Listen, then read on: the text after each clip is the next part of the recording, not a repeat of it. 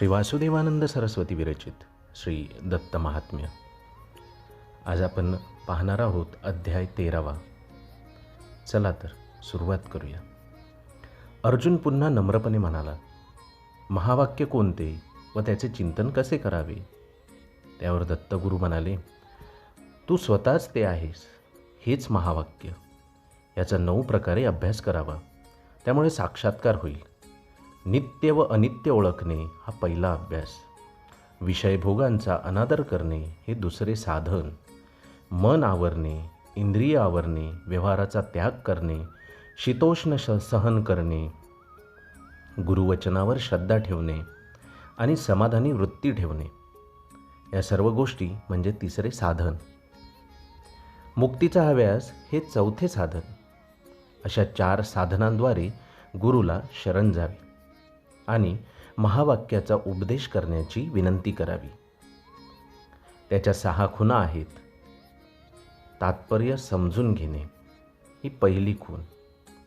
अभ्यास, अपूर्वता, फल, उपपत्ती, अर्थवाद व विमल या इतर खुणा समज.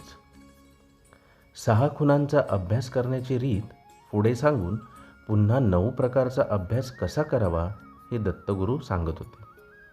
नंतर 7 अर्थवादांचे विवेचन केलेले आहे. या सर्व गोष्टी गुरुकडून जाणून घ्याव्यात. नंतर पुढे तत् म्हणजे काय, त्वम म्हणजे काय आणि असी म्हणजे काय ते समजावले आहे. तत् व अतत् यातील भेद ओळखावा आणि मग द्वैतबुद्धीचे निरसन करावे. तत् म्हणजे निर्विकारी व असंग असे ब्रह्म होय. अतत् म्हणजे जीव असे जाणावे. आता तो जीव, तोच त्वम, तोच द्रष्टा असे ओळखावे. सुख दुःख, प्रीती व द्वेष, स्वतःवर प्रेम, मनाच्या विभिन्न गती, बुद्धी यांच्या देहाच्या माध्यमातून जो अनुभव घेतो तोच जीव.